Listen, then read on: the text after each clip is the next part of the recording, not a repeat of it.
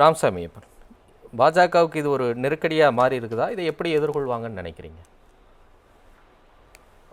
பாஜகவுக்கு நெருக்கடி அப்படின்னு எந்த ஒரு அரசுக்குமே இந்த மாதிரி ஒரு மாணவர்கள் போராட்டம் அப்படின்னு அவர் எதிர்கொள்ள வேண்டியது அப்படின்றது சுலபமான விஷயம் கிடையாது.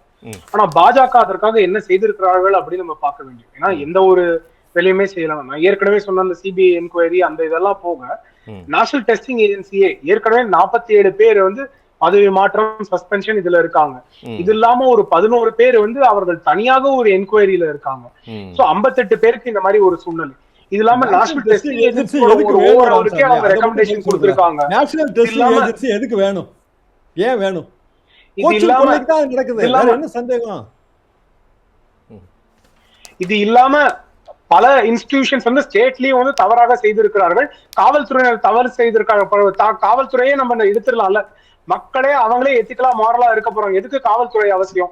சோ அந்த மாதிரி விதண்டாவாதத்துக்கு நானும் பல கேள்விகள் கேட்கலாம். நேஷனல் டெஸ்டிங் ஏஜென்சி அவங்க யூனிஃபைடா நடத்துறாங்க. அவர்கள் ஏதாவது தவறுகள் இருக்கு அப்படின்னா அதை வந்து நம்ம வழிமுறை செய்வதற்காக முயல வேணும். அது இல்லாம இப்ப நாளைக்கு சிபிஎஸ்சி எதுக்கு வேணும், எஸ்எஸ்எல்சி நடத்துற ஏஜென்சி எதுக்கு வேணும் அப்படின்னு நம்ம ஒன்னொன்னுக்கும் கேள்வி கேட்கலாம்.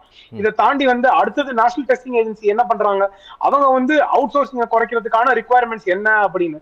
இது இல்லாம அவங்க கம்ப்யூட்டர் பேஸ்ட் டெஸ்டிங்ல அவங்க என்ன கொண்டு வராங்க, அதுக்கப்புறம் அதுல வந்து மன்னிக்கணும் மற்றவர்கள் வந்து குறுக்கிடும் போது இதுதான் வழிமுறையா அப்படின்னு கேள்வி கேட்கறாங்க.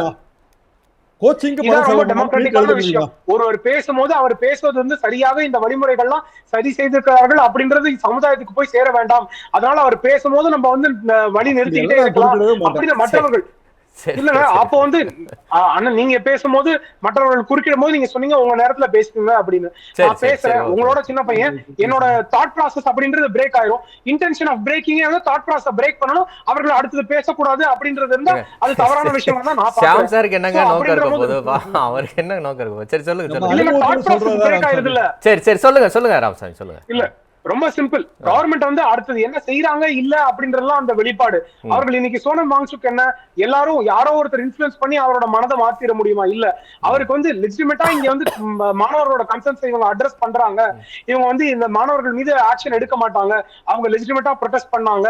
அப்ப என்டிஏல வந்து லெஜிட்டிமேட்டா சேஞ்சஸ் கொண்டு வராங்க அப்படின்றதெல்லாம் தெரிஞ்சனால சோனம் வாங்சுக் அவர்கள் வந்து அவங்க ஃபாஸ்ட் முடிச்சுக்கிறாங்க. சோ அந்த மாதிரி கவர்மெண்ட் வந்து கான்கிரீட்டான ஸ்டெப்ஸ் எடுத்திருக்காங்க.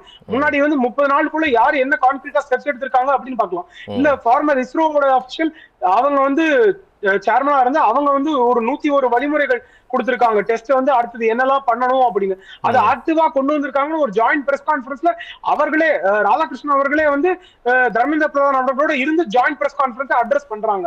சோ இதெல்லாம் நடந்திருக்கு அப்படின்னா தர்மேந்திர பிரதான் அவர்களுமே மாற்றத்திற்கு என்னெல்லாம் தேவையோ அதை செய்து கொண்டிருக்கிறார் அப்படின்றதுதான் பார்வை.